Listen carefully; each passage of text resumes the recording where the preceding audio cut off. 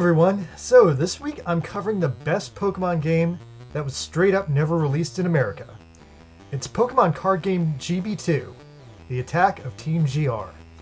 So, some of you might be able to remember back to 1998 when the original Pokemon trading card game for Game Boy came out. That game was great, wasn't it? Wish it had a sequel? Well, guess what? It did have a sequel. In Japan. Which was meant to be released right after the original one. And for some maddening reason, Nintendo just left millions of dollars on the table and chose not to release this in the middle of the Pokemon 1990s mega hype. I cannot honestly understand why, and it seems like they just randomly snubbed it because the GBC was transitioning to the GBA, or maybe they didn't have a team to translate it? I really can't see the logic of why this never came out here, because they did release the first one. Anyway, so let's dive into this one. I did a very long play of this on my real actual Game Boy, which I got from Chromeworks. I have to unfortunately say, this game wasn't always the kindest to me, but it did have a lot of extremely great moments. I played it off and on for probably the past 3 months to get myself through it, but I did have to drop it a few times because there were just a few places here and there where the game's pace got really weird. So, the story takes place right after the events of Pokemon Card Game 1. Your character was the boy who became the champion of Pokemon Card Game Island. But now, 2 years later, the game starts you off with a very important life choice to make. Are you still a boy? Or did you recently get a sex change to live out the rest of your life as a pretty girl? Yeah, I'm not kidding. If you play this game as the girl, all of the in-game text mentions that you were the boy who became the champion. And when I first noticed this, I thought it was a mistake in the fan translation, or maybe this was just a dumb inside joke because you couldn't change your gender in the first game. But when I did the bare minimum of research into this, apparently in Japan, where this game actually came out, there's fan art of this concept. Because it seems that no matter what gender you are in this game, you still just happen to be the same person and happen to have the same relationships and almost the same wardrobe. So it seems that this was definitely a weird quirk in the original game, and it was definitely something that the original Japanese fans were just having way too much fun with. So anyway, here's what goes down in this one. All was peaceful on Trading Card Game Island until one day the Team Rocket expansion pack for the Pokemon trading card game was released. And that spurned a mysterious group of people named Team GR, who I have to wonder if they're Team Go Rocket from Pokemon Go. Anyway, they show up and they start mass kidnapping hundreds of people. They stole everyone's Pokemon cards on top of that, devastating the island's Pokemon card game-based economy, and generally putting a full shutdown to the aptly named Pokemon Card Game Island. And now you, the former reigning card game champion, who may or may not have suddenly transitioned to a female, suddenly has to get those damn cards back, and also solve a bizarre series of card game related kidnappings. So, if I had to take a guess at this point why this game was never released here, the first guess would have to be the difficulty. The game expects you to play this right after you played the first one, and it hands you a Super Mario Bros. The Lost Levels level of difficulty with things. Now that totally hurt me because I hadn't played the original or even the actual card game in over 20 years. So spoilers from this part on, because here's what went down when I actually played the game. To start with, since Team GR has taken all of the cards, including yours, you get shoehorned into using like these weak basic starter decks the game hands you. These decks, by and large, are completely shitty. They average with having 2 types of Pokemon cards, and they need some really heavy tweaking to be at all decent. But unfortunately, at the start of the game, there are almost no booster packs because of the massive card game theft that has just occurred. And when you do get them, it's very unlikely that you're going to get any cards that will actually be at all useful for your starter deck. Which means the only way you're going to get through the early battles in the game is just complete dumb luck, which totally sucks. And on top of that, I realized almost everything happening in the Pokemon card game is decided by a coin flip. And Team GR has a cheater coin, which seems to have 3 out of 4 odds of landing on heads instead of the usual 1 out of 2, which means luck is just always going to favor your enemies. And so early on in this game, the battles were actually depressing for me, and it actually made me get existential about the very nature of the Pokemon card game. Because if the Pokemon card game is really just decided on having good cards, and then on top of dumb luck, it really feels like you have no control over what you're doing. So anyway, you and these super basic starter decks go around chasing the Team Go Rocket members out of the trading card games that are set up across the island. And that is the first half of the game, which is a trudging downer of an experience. I actually got super frustrated from all the luck-based battles and the lack of customization I was feeling in the first half of the game, that I put this game down a couple of times just because all that's going on really wasn't that fun. But when you finally get through all that, you find out that the Team Go Rocket people are foreigners from another country. Thanks, xenophobic Japan. So you get on a 1930s style Zeppelin and travel to this other island, which actually looks like Japan, where Team GR is from. And at this point, the game really picks up. On Team Rocket Island, you can easily get booster packs, and then the format of the game completely changes. See, everyone on Team Go Rocket Island has these hyper-specific rules where you need to build a deck with like a weird achievement rule, or else they're not even going to fight you. So for example, you get guys who are like, I'm not going to fight you unless you build a deck of entirely fire Pokemon. So you go out of your way to build a deck of entirely fire Pokemon. And you know what happens? They use a deck of entirely water Pokemon, because these fucking rocket people are dirty cheaters! And despite that, the challenges are honestly really invigorating and fun.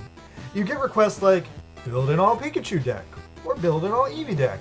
And then you get battles like, no weaknesses this time, or no resistance this time. Or you can't discard any energy cards, thus ruining whatever strategy you were kind of going for. And then another weird thing is, does anyone remember Imakuni? Well, in this game there's a mysterious red Imakuni.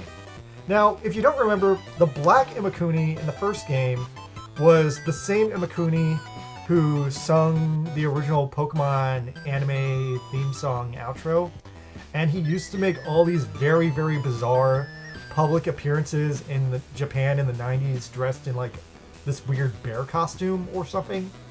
So anyway, there's this red Imakuni, and he's weird. He says that he's still Imakuni, but the game really hints that he's more of an imposter Imakuni. But wait, now that I think about it, the red Imakuni is the Imakuni on the Imakuni Doduo card? So now maybe I wonder, is he really the real deal? But anyway, so while the black Imakuni in the first game was just a fun Easter egg, the red Imakuni plays to win in these really weird and outlandish ways. He actually beat me in our first battle because he had this completely bizarre deck designed singly around the concept of wasting Pokemon cards. So I lost this game by losing on the weird technicality of my deck running out of cards. Anyway, so you go around Team Rocket Island and you build a bunch of fantastic new card decks to deal with all these individual Team GR people who have these really weird rules, and that is how you solve all the kidnappings. But then it turns out that the island on top of that is ruled all over by this evil king. So finally, at this point, everything was going smoothly for me. I had assembled this super cool deck based around promo Mewtwo cards and fossil Gengar cards. But near the end of things, I reached the Colorless Altar. Now, the Colorless Altar is a very strange place in the middle of nowhere, where there are these 3 guys who like normal type Pokemon, and they're just hanging out in like bumfuck nowhere drinking beer.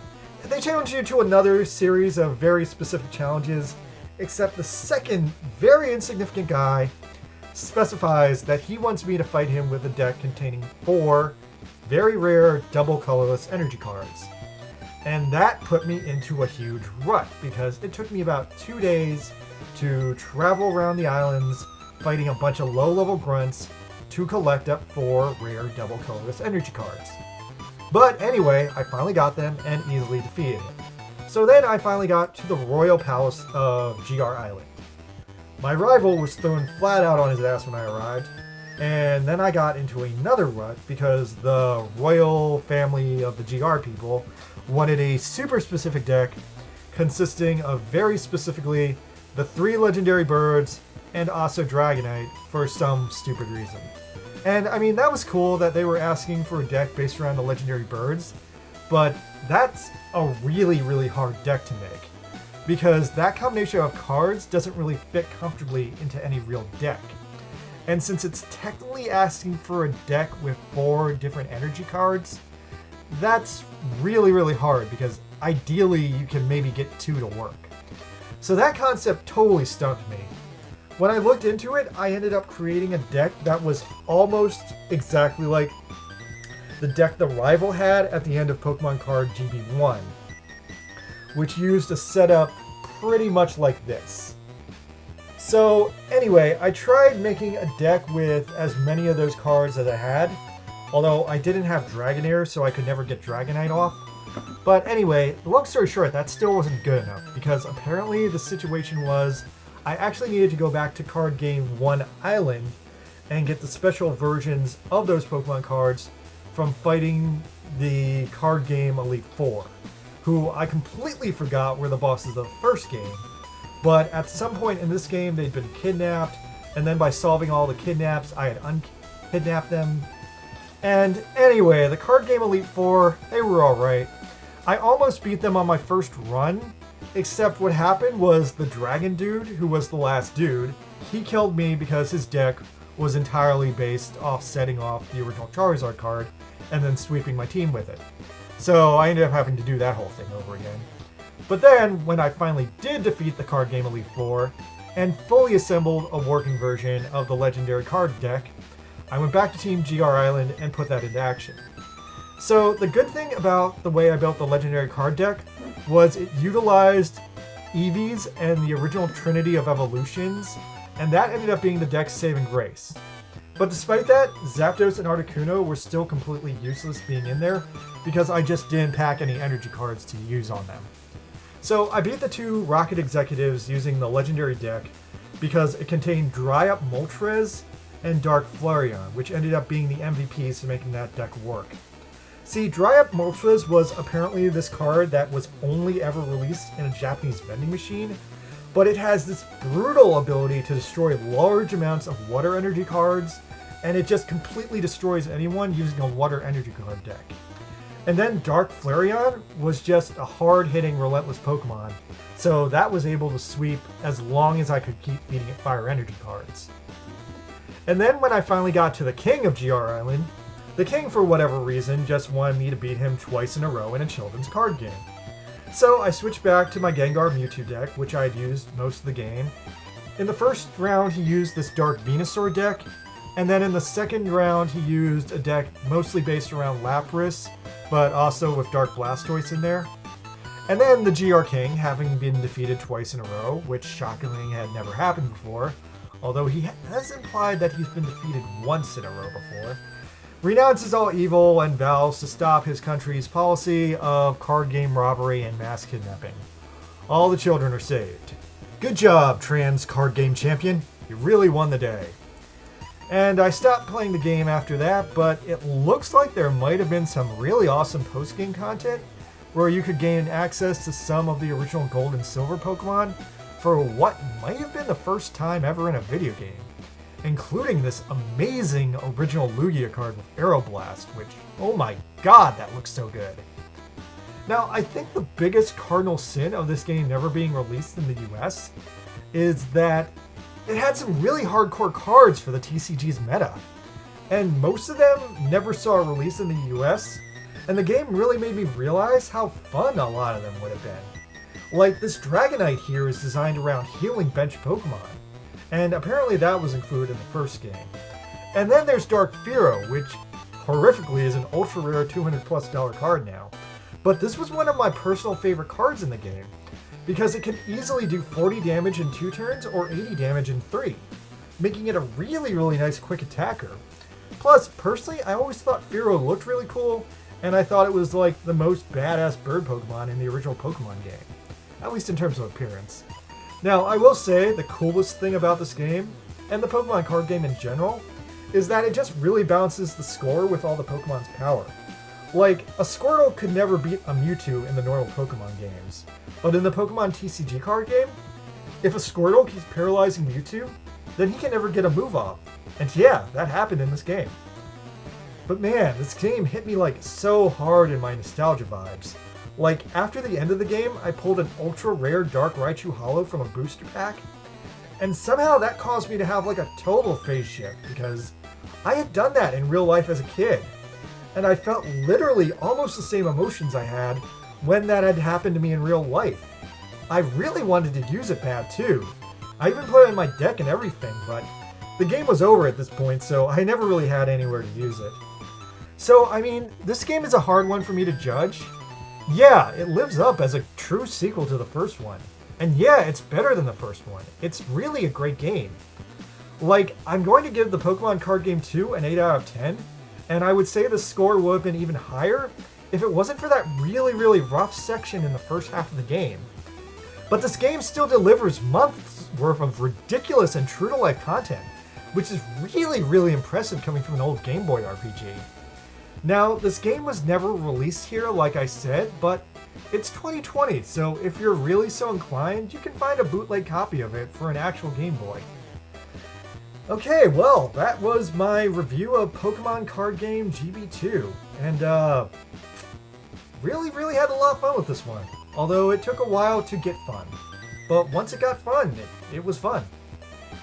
Anyway, that's my review for the week, you guys. I guess I don't know, I'll be around. Please subscribe to my channel. Thank you. Bye.